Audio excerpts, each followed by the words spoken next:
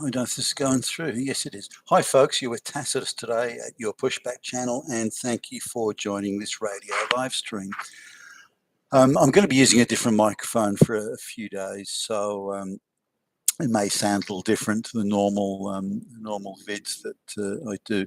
In this essay, I'd like to talk about a number of studies which appear to contradict one another. So on one side, there's a study saying that Americans, this is younger American people, so I don't know, under the age of 35, I think it is, are the first generation to have less sex than earlier generations. And I think they're starting from sort of the 60s, probably from the beginning of the pill, I guess, but the 60s through to the current. And well, this is the allegation. I don't know how they're determining this, but the claim is so that the younger people of today, at prime procreation age, I guess, have never had less sex than I don't know, throughout human history or something or other. So that's one claim. On the other side, the claim is that college rapes and attempted rapes, sexual harassment, everything from "Hey babe, how about you and me" type sort of catcalling to things like ass grabbing and the likes, which is only ever done by men and that sort of thing. I obviously haven't worked in some of the offices I've worked in. So there's sexual harassment and women being hit on is at record highs, while the amount of sex that's being transacted is at record lows. So something doesn't quite add up there. Maybe people only talk about it now but don't actually do it. But now, there's a number of studies, not simply one, that's around saying that the declining birth rate in the West is down to declining levels of testosterone. And no one can deny that the declining birth rate's a real thing. Whether or not it's testosterone is actually declining, or indeed if it is declining, the reasons why. So now, some people are saying, well, declining testosterone levels are down to things like, or the causes rather, say, can be found in lifestyle things such as diet and the sort of chemical crap that's allegedly in our foods. Too much takeout food, things like that. Not enough fresh food, not enough fresh vegetables, not enough fresh fruit, that sort of thing. I don't know. I suppose that's a possible. Too many chemical fertilizers is causing it. That also is possible, I guess. I would imagine that if there is declining testosterone, I'm not sure what the benchmark is, and again, anything the government tells me now, I don't believe, or any scientists and medical experts employed by the government. Well, not so much don't believe, but I really go out and do my own research, and I take most of it, unless it's a statement of the obvious, with a pinch of salt, which I think everyone should do these days. Everything that we once relied upon to give us unbiased, independent information is now being politicized by the globalists. So there's every reason to believe the information we're given is unreliable. And most of the time I find it is. In fact, nearly all the time I find it is. But coming back to this idea of declining testosterone, let's assume that's true. The declining birth rate we can't argue with, but whether that's connected to testosterone or something else is another matter now. I guess the world certainly changed from sort of the late 60s through to today. Divorce laws became incredibly uniform all across the Western world, and the Americans in particular, in the 70s, 80s, 90s, through that time, particularly since 1990, they've aggressively pursued trading deals, or so-called trading deals, with all other Western countries, where they have determined as mandatory, not something we can discuss or talk about, but mandatory. If you want to do business with us and have access to the American banking system, then you will fucking do this. And the Americans used their financial clout and trading power to insist that every Western country instituted child support collection measures. And this was quite incredible. I mean, the lengths they went to do this was unbelievable. Um, so if say an American, for example, an American guy was, owed alimony or was declared by a very pro-feminist court that he owed alimony, and he realised that financially he was ruined for the rest of his life.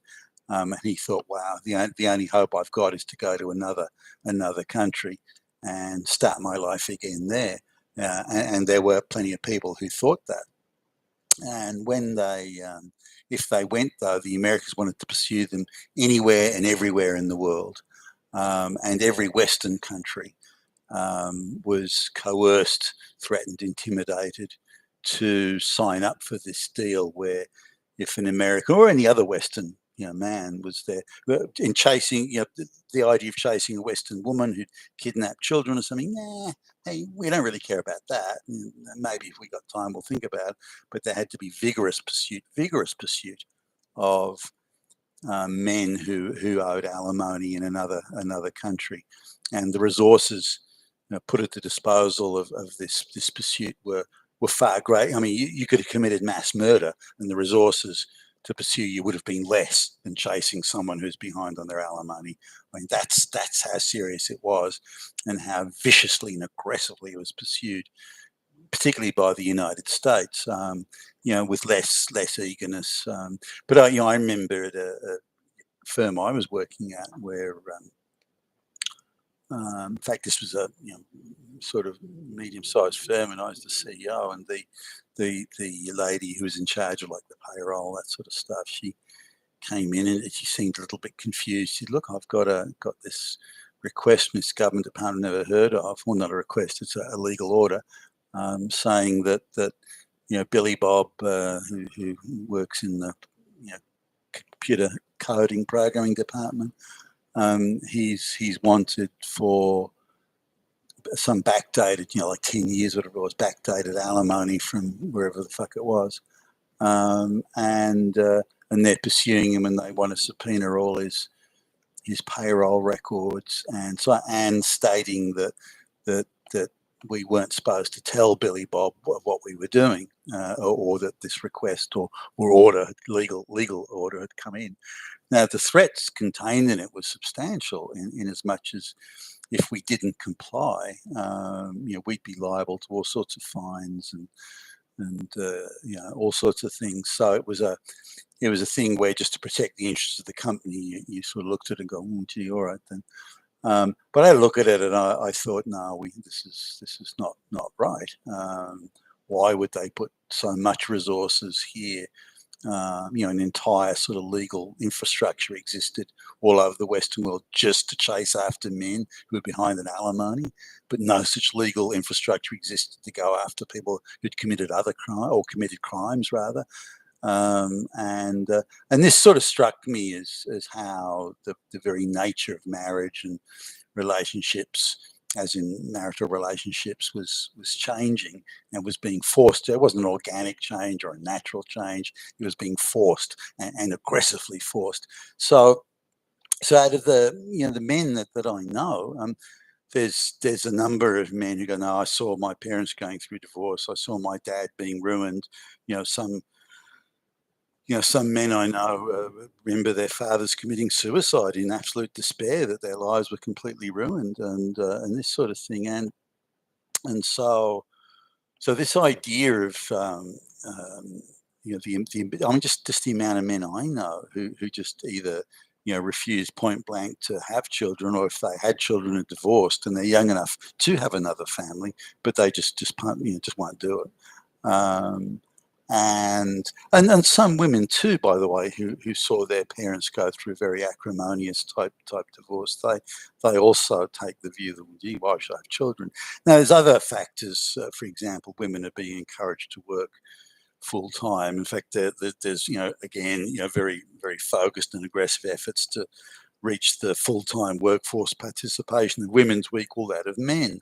Again, to lower wages, increase the amount of consumers. The usual globalist sort of mantra there. But so there are women who are thinking, well, I want to have a career in whatever, have financial independence through my own income. If I have a child or children, then that compromises that sort of independence. And there are equally some women who do want children, by the way. It's a choice, and so it should be. Now, the fact that women are so aggressively pushed into working, I don't, that's not natural, that's not organic. So I dispute that. And women who can latch a husband who's got a big enough income, they're more than happy to quit work, knowing, in the comfort of knowing that they can live a lavish lifestyle at his expense. And if there's a divorce, they'll get a free house. So either way it drops, they come out in front, and women are acutely aware of that. In fact, we've got another video on somebody who's like that. So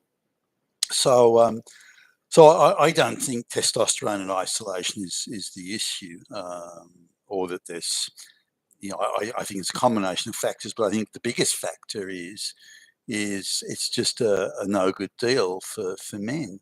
If a man's going to be the primary income earner, and if the woman's having children, either way, it's probably going to be that. If the man's a primary income earner, then he's going to get screwed, absolutely screwed in the divorce process. And if he has managed to buy a house or so on, then he's going to lose it. They'll take it off him and give it to her. Without there being any merit to the situation. And it's all a matter of redressing, as it's explained in numerous writings about the divorce courts, is to redress the social power imbalance. Now, in order to increase, or in order to have equal social power between men and women, it's never going to work trying to push women up to men's level. It just won't happen ever. The amount of women that are prepared to put in that time, effort, and so on. There'll be the odd one or two, but they just want to do. So the only way you can create equality is to drag men down, and I think that's a bit. So men as the natural protectors and natural breadwinners and income earners, the risk takers. The people who will go the extra yard, prepared to engage in self-sacrifice for the good of the family, all that sort of thing. I think those are testosterone building attitudes and behaviours. So if you take that away from men and artificially and very aggressively using all the power of the state to do it, aggressively push men down and say, well, if you have those traits, we're either going to penalise you, as in steal your house and steal your income for years to come, ruin your life financially, or you can be a little limp-wristed little cuck boy, and then at least we won't crush you, because you've already self-crushed yourself through the choices you made when you looked at the options you had. Now, there are still some men who even though they get crushed by one divorce, they really fight back, and or really work hard and bust their ass, and they manage to create a second family. But then often they're being crushed. Any man who dedicates that amount of time to making money and providing for his family is going to end up divorced. You just know it. And so they're set in for another crushing. So I think the testosterone level is, you take away from men, the natural warrior, the natural protector, the natural breadwinner, the natural sort of risk taker. You take that away, then I think that automatically reduces the amount of testosterone. Also, the constant accusations that groups of propagandists go around primary schools and high schools telling boys that they're evil and they're bad, they're oppressors of women, you're all damn misogynist, fascist Nazis, and only if you prostrate yourself and lick the dirt off the ground will you atone just even a little bit for your evilness of being male and heterosexual. That has a compounding effect over time as well. Why is it I always get into trouble if I put my hand up to answer the question in class first? Well, I just won't answer questions. I just won't bother to try in the exam. I won't bother to have children. I won't bother to try and save up money to buy a house, and so on and so forth. So So I think that reduces testosterone. But having a look at the idea of the social relationships, as in marriage, that they're going to bring about procreation, which is where this argument about, or lack of procreation, where this argument about testosterone has come from. I've looked at a number of cases in the divorce courts where, say, two gay guys or two lesbians, have a separation, and one will sue the other for trying to get a bigger piece of the action. And it's interesting because in all these cases, the courts or the judges, who are all of them, with very rare exception, are screaming social justice activists, as they are now in various other jurisdictions of law. The judges, interestingly, make the comment that in their findings and reasons for judgment, that sort of thing, that the two litigants have equal social power. Now, in the case, this is two lesbians who are school teachers. They both earn the same salary. They're both the same grade of teacher, and they're both high school teachers, and they're both lesbians, of course. So the argument is, well, neither one has greater social power than the other. Both of them have equal paying jobs, in the public service, and so there's no difference between the two.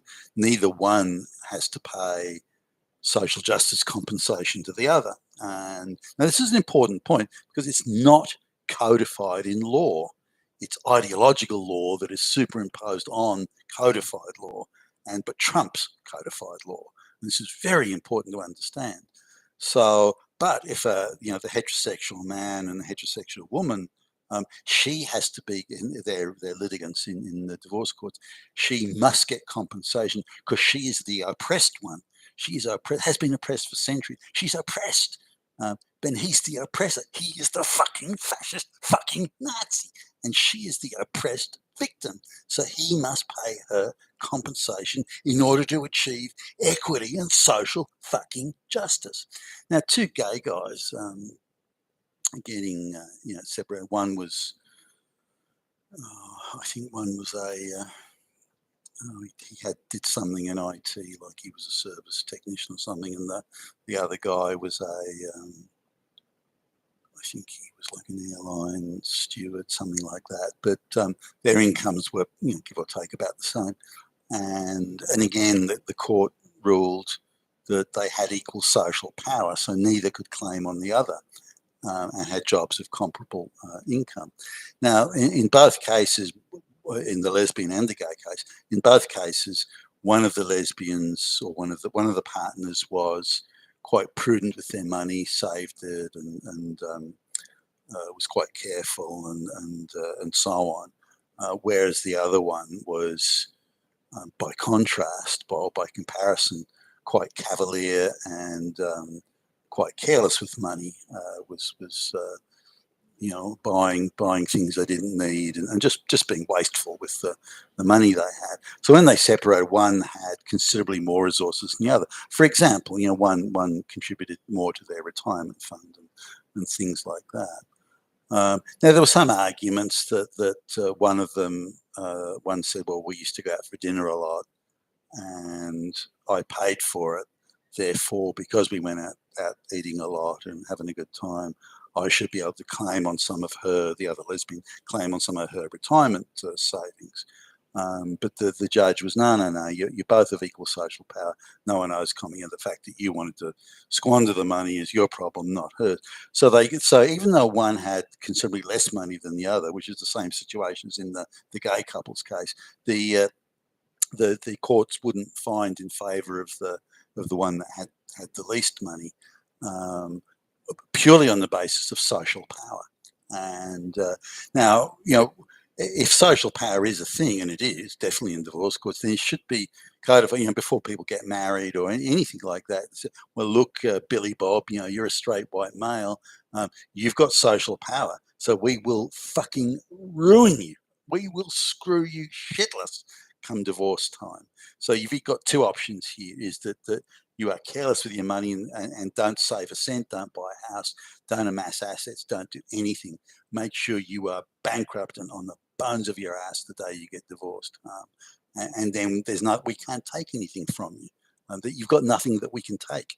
So, that's the way to go.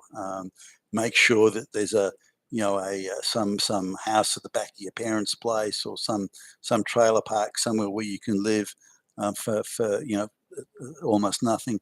And then we can't even take your future earnings. So your life will be ruined, but at least you won't be being screwed for years into the future by the system. So, there's that's an option. So I think it should be codified into law to say, well, look, people of social power or different social power are not allowed to marry or get together, and that'll finish procreation off completely, and then we can go straight to the test tube children, which is probably where it's heading anyway. But that's the thing, the social power thing. Now, as long as that social power thing is sort of the omnipresent ideology, and that they have to drag men down in order to equal the social power of women who don't work as hard, don't try as hard, don't take as many risks, aren't as careful with money, and so on and so forth. As long as they're prepared to do it, then they're killing off the testosterone sort of side of things, right through education, through life, through everything. And that, I think, is the big issue. So that should be codified so we can get straight to it. But in reality, this social power imbalance, which is deciding everything in our society today, and aggressively pushed and pursued and promoted by the globalists as a way of crushing, Western society, and straight white males that are the biggest obstacle, of course, to globalization. Then, but the world we're going to end up with through it, this equal social power, is going to be a fucking disaster. No one's going to want to take risks or do anything or build anything or create anything. What would be the point? And again, that comes back into the lack of testosterone. Why try? Why work hard? Why go out of your way when to do that is to be declared a Nazi? You've been with Tassos today at your Pushback channel, and thank you for listening.